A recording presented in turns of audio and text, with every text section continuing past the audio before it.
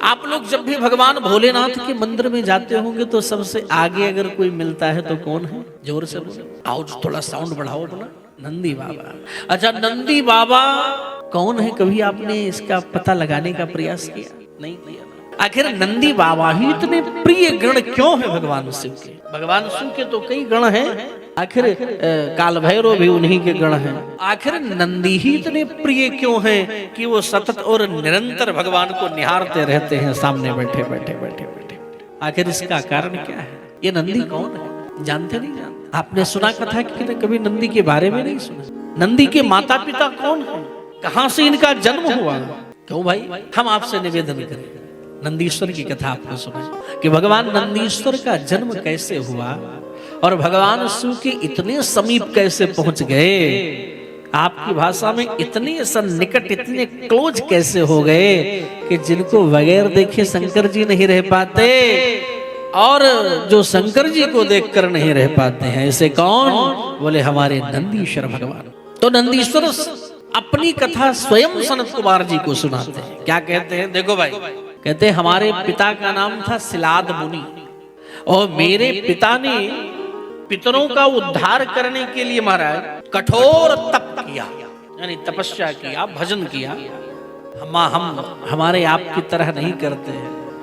1 घंटा किसी दिन आप भजन कर लिए महाराज तो आपको बताऊं, फिर हम लोग इतना उसे गाते हैं, क्या करें महाराज, जब 1 घंटा पूजे चलता है अपना और उसके बाद फ्री हो तो बच्चों को देखें, पति को देखें, इनको देखें, ये करें वो करें ऐसा करें। तो उनका मेन फोकस था वो बताना कि 1 घंटा पूजे में लग जाता, यानी सामने वाली पार्टी को मालूम चले भैया 1 घंटा पूजा करता है व्यक्ति, तभी इसके घर में इतनी कृपा है भगवान की। ओहो, तो ये बात है। हम लोग 1 घंटे में परेशान हो जाते हैं, लेकिन परेशान नहीं होना चाहिए। तो महाराज सिलाद जी ने बहुत तपस्या किया और तपस्या करते करते करते करते करते करते इतनी कर डाले कि देवराज इंद्र बड़े प्रसन्न होकर के प्रकट हो गए। प्रकट होकर के सिलाद मुनि से वरदान मांगने के लिए कहा, हे सिलाद मुनि, हम आपसे बड़े प्रसन्न हैं, कुछ मांगो जो आपकी इच्छा हो। सोई बोल पड़े सिलाद, हे सरकार, हमें अजर अमर बना दो और हमें एक पुत्र चाहिए जो अयोनिज हो। क्या हो? अयोनिज हो, यानी उसका मरना कभी ना हो। भगवान इंद्र बोल पड़े, बाबा आपने जो मांगा है ये हम देने की हमारे विभाग में ये आता नहीं है, ये हम नहीं कर पाएंगे, हम ऐसा नहीं कर सकते हैं। बोले क्यों? बोले हम आपको योनिज पुत्र दे सकते हैं, अयोनिज देने में हमारा सामर्थ्य नहीं है।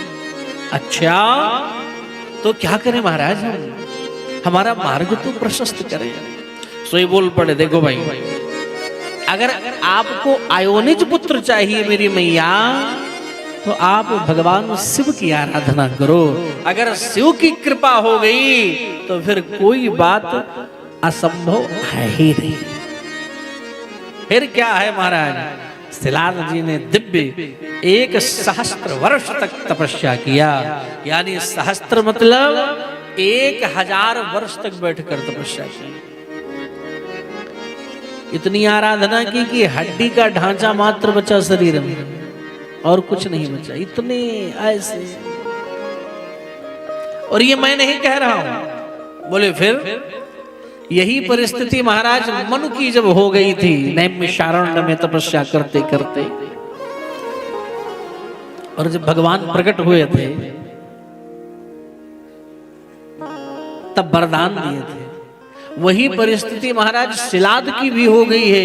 केवल हड्डी हड्डी बचा है, बाकी सब समाप्त हो गया है, केवल भगवान को याद करते करते। ये मैं नहीं कह रहा हूं, ए भैया, ए रामायण कह रहा है। क्या कह रहा है? रामायण में इसका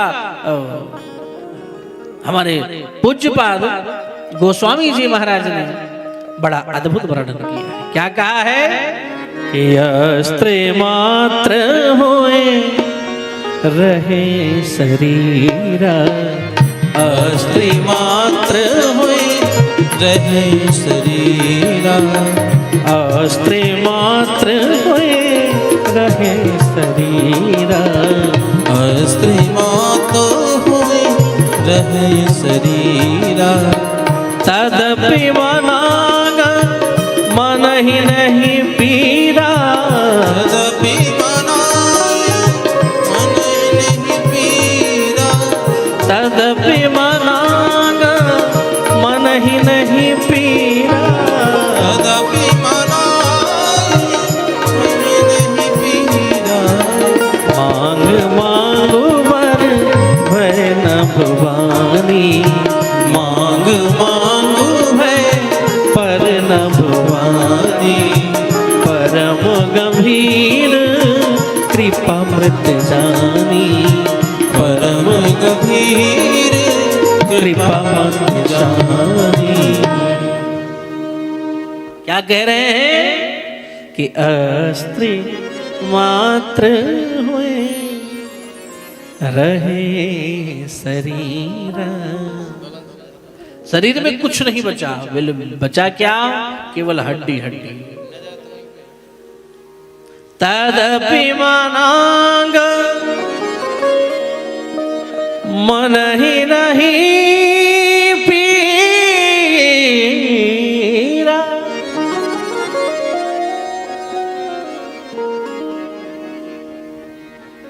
फिर क्या हुआ? जब भगवान प्रकट हुए तो क्या बोले भगवान कि हे बाबा मांग मांगू बर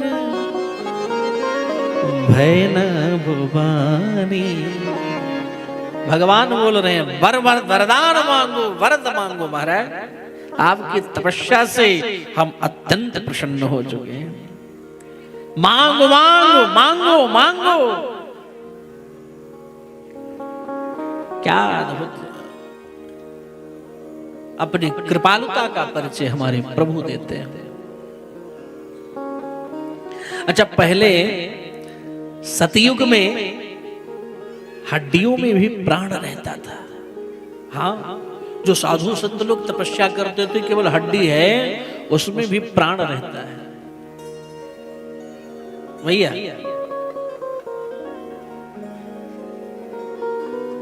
हड्डी में प्राण। और आज की परिस्थिति क्या है महाराज? हमारे प्राण में ही हमारा प्राण नहीं रहता है।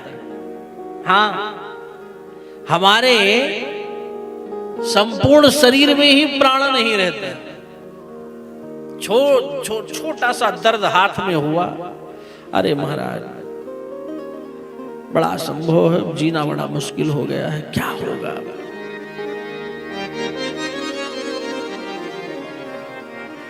तो जब महाराज सिलाद के सामने शंकर जी प्रकट होकर के बोले वरदान मांगो, तो सिलाद ने क्या वरदान मांगा जानते हो? महेश यदि तुष्टोसी यदि वा वरदश्च मे इच्छामि त्वत्समं पुत्रं मृत्युहीनं मयो निजम्।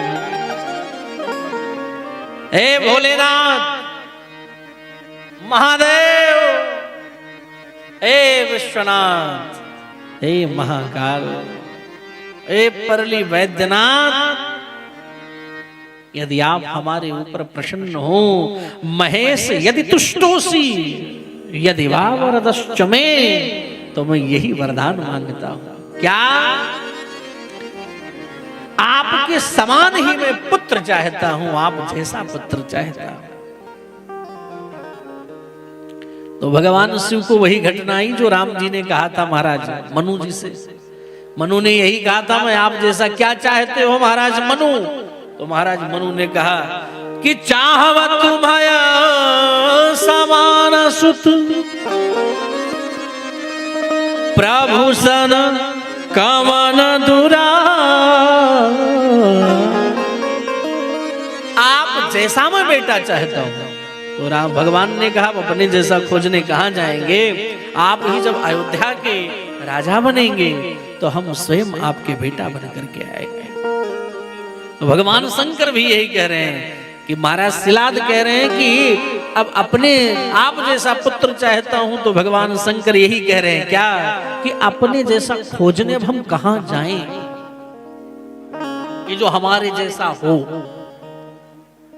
कि आप सरिस खो जो कहां जाए, आप सरिस खो जो कहां जाए, आप सरिस खो जो कहां जाए, आप सरिस खो जो कहां जाए।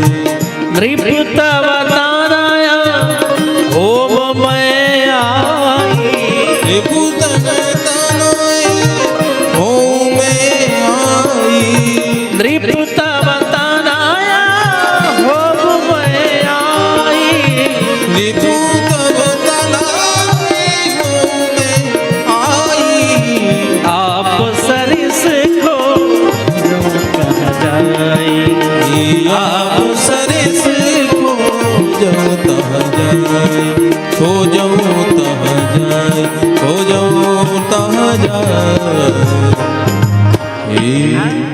महाराज अपने जैसा मैं खोजने कहाँ जाऊंगा, इसलिए अब जब अवसर आएगा तो हम ही आपके पुत्र बन करके आएंगे। महाराज ये संपूर्ण बातों को सुनकर इतने गदगद हो गए महाराज शिलाद, आहा क्या बताया, अत्यंत प्रसन्न चित्त हो गए कि अब तो हमारे घर भगवान ही पुत्र बन करके आएंगे। बड़े प्रसन्न चित्त है मेरे भाई भाई।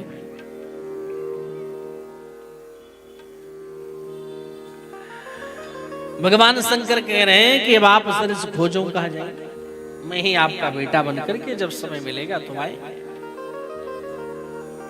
और हम आपसे निवेदन जरूर कर रहे हैं, क्या कह रहे हैं कि तुम्हें जगतपति के पिता बनने का सौभाग्य प्राप्त होगा। कुछ समय बाद कालांतर में शिलाद मुनि ने एक यज्ञ किया। उस समय भगवान शिव का दिव्य तेज शिलाद मुनि में आकर के प्रविष्ट यानी प्रवेश कर गया और एक दिव्य तेज के रूप में निकला और वही तेज एक बालक के रूप में सनई सनई परिणित हो गया। गंधर्व गान करने लगे, अप्सराएं नृत्य करने लगी। अग्नि के समान कांतिवान, तीन तीन नेत्रों वाले, चार चार भुजाओं वाले, जटा मुकुटधारी, त्रिशूल आदि शस्त्र को धारण किए रुद्र के समान रूप वाले, ये सब प्रकार के से प्रणब में हैं। बालक को देखकर शिलाद मुनि अत्यंत गदगद हो गए। शिलाद मुनि उठ करके उस बच्चे को प्रणाम कर रहे हैं और कहते हैं, हे बेटा, तुम्हें देख करके मन अत्यंत ही आनंदित हो गया है, क्या करें शब्द नहीं है। और मन में इतना आनंद आ गया है, इसलिए हे बालक, हमारे मन को आनंद प्राप्त हुआ आपको देख करके, इसलिए आपका नाम मैं नंदी रखता हूं।